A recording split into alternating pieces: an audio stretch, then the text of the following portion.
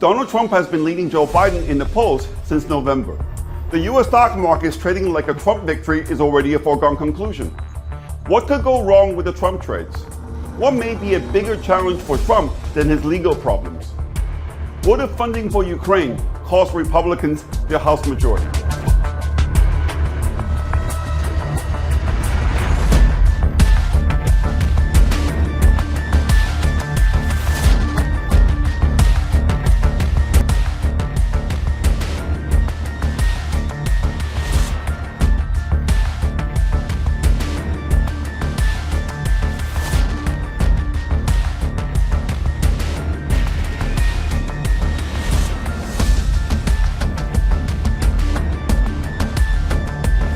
The stock market is up 5 months in a row in 16 weeks out of the last 20. These are impressive stats, but they're nothing compared to the 10% gain in S&P 500 just 3 months into the year that places it near the top of the chart when it comes to first quarter performance of the past 14 presidential years. The stock market did better in 1976 and 2012, but only barely. The stock market doesn't like uncertainty, evidenced by the fact that since 1972, the average return of S&P 500 was 2.5% in the first 3 months of the year, but this drops to 0% for presidential election years. The fact that S&P 500 has done so well this year makes me think that investors don't see too much uncertainty in this election.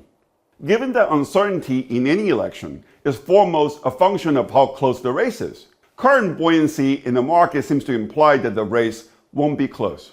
If this is indeed what the market is thinking, is it consistent with reality?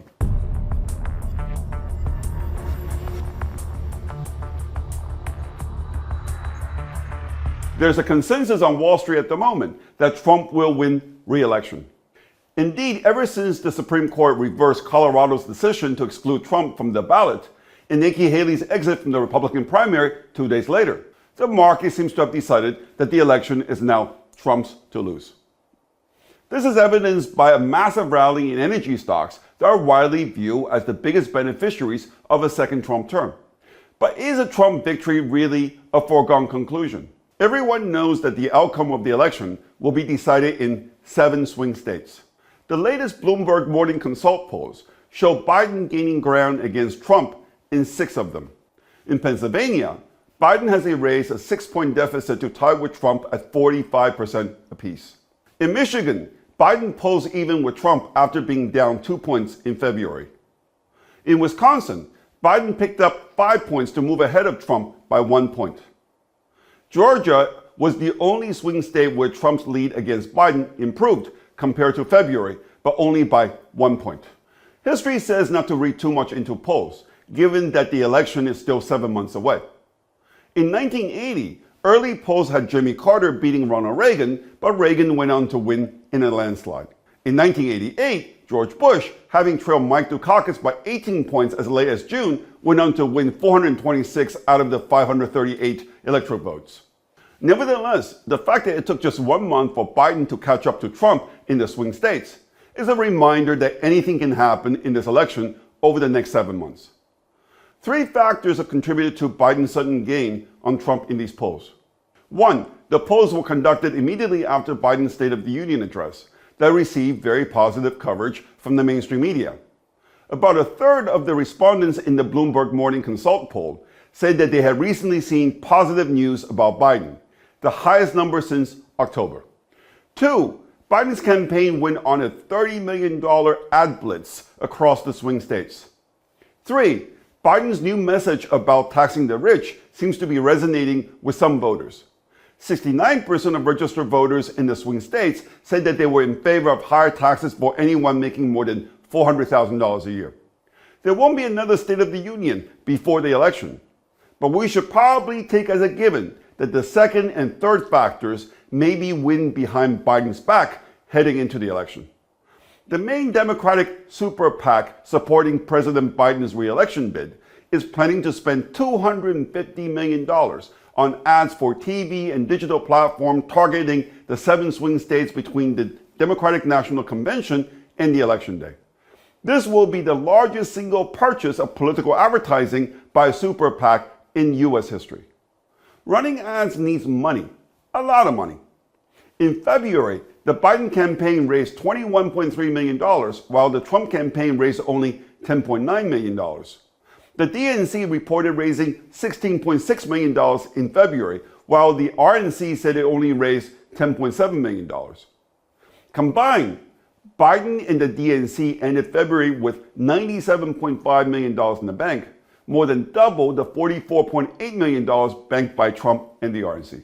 The fact that donations to his PACs could be used to pay his legal expenses might be discouraging some donors. Save America, Trump's main fundraising arm, spent around $5.6 million on his legal bills in February alone. More did the committee raise in total that month. Of course, money is not a guarantee of election victory. Trump beat Hillary Clinton in 2016 with just half of the money she raised. But times have changed. Trump got $5 billion of free media coverage in 2016. But the mainstream media, controlled largely by the Democrats, will not make the same mistake again. This week's decision by NBC to fire Ronna McDaniel, the former RNC chair, because of protests from his anchors, should make it very clear that American TV is less interested in unbiased reporting than stopping Trump's at all cost. In the 2020 election, Biden raised $1 billion versus Trump's $750 million. I think we should assume that the gap will be even wider in this election. The million-dollar question is whether Trump can overcome the money deficit.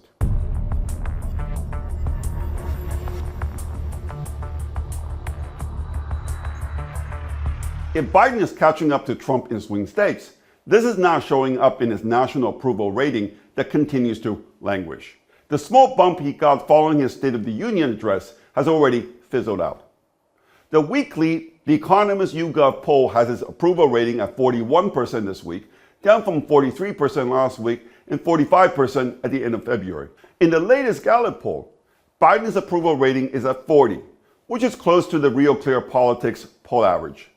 Historically, incumbents with an approval rating of 50% or higher in the Gallup polls have won re-election, whereas presidents with approval ratings much lower than 50% have lost. Eisenhower, Nixon, Reagan, Clinton, and Obama all enjoyed 50% plus approval rating just before the election, whereas Trump, Carter, George Bush Sr. did not. Of course, it is not unusual for the incumbent to see improved approval rating in the election year.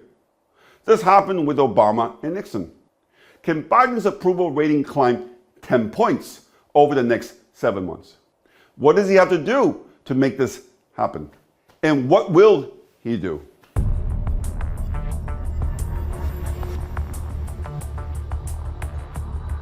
When we look at Biden's approval rating on specific issues, his weakest perceived area is immigration, and his strongest perceived area is his handling of the Russia-Ukraine war. We can safely assume that he and his campaign team will do anything to mitigate negative voter perception about his record on immigration and build on his record over the Ukraine war. But it is, of course, easier said than done. The war in Ukraine is not going well for Biden. Russia has been advancing steadily across the contact line in eastern Ukraine and is now preparing a major spring offensive. Concerns are growing that Russia could break through Ukrainian defenses by the summer, which means before the US election. Biden needs to buy time, if not for Ukraine, then for his re-election. He needs to send more money and weapons to Ukraine. However, his proposed $65 billion aid for Ukraine has been stuck in Congress since August. Mike Johnson, the Republican Speaker of the House, says he's willing to approve the funding for Ukraine, but only on the condition that Biden agrees to a sweeping reform of border policies. According to U.S. Customs and Border Protection, since the start of the Biden presidency, 7.2 million illegals have entered the U.S.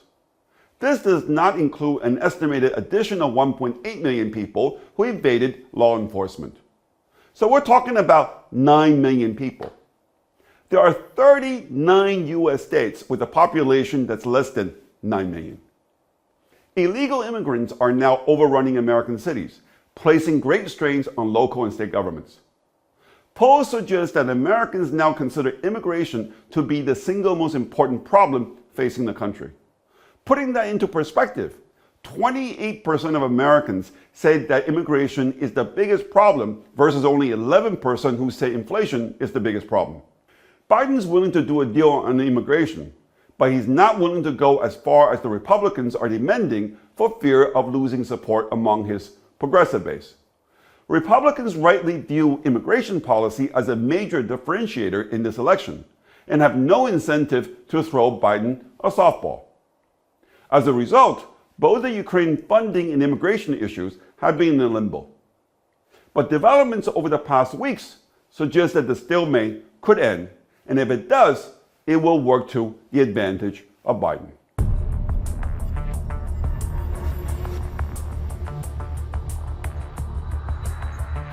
On March 22nd, Mike Gallagher, a Republican congressman from Wisconsin and a Trump critic, announced that he would resign early next month.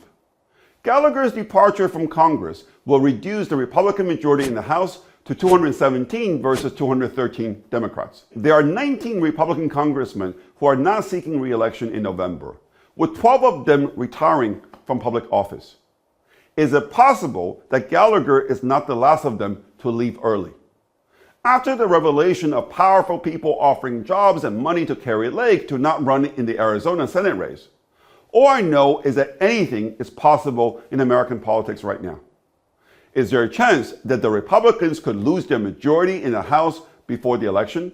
I still think it's a long shot, but if they do, they could hand Biden a victory in November by allowing him to send money to Ukraine and stabilize illegal immigration before the election. Gallagher's resignation has empowered the so-called moderates among House Republicans, who are now in a position to threaten to resign if their demands are not met. In this respect, I don't think I'm the only one who has noticed that Mike Johnson might be softening on Ukraine. The Republican speaker indicated last week that he would push for the approval of Ukraine aid once the House returns from April. If he does, it is almost a near certainty that it will set off a civil war between Republican factions in the House. This will be not only damaging for the election prospect of the Republican Party, but damaging for Trump. Trump needs to intervene before it's too late. I assume he will have to, and that he will. The Democrats are hoping that between campaign rallies, fundraising events, and court hearings, that Trump will not find enough time to unify the Republican Party before November.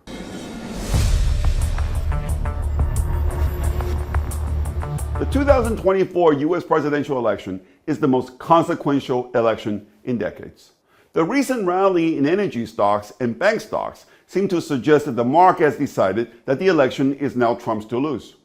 Despite Trump's lead in the polls right now, I suspect the race will be much closer than expected.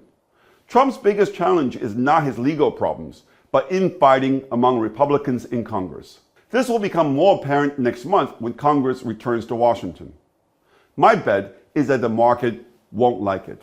If you got something out of this program, please hit like and subscribe to my free YouTube channel. Let me know what you think by posting your comments on the video. If you want to learn more about my investment strategy, come visit us at davidwuunbound.com.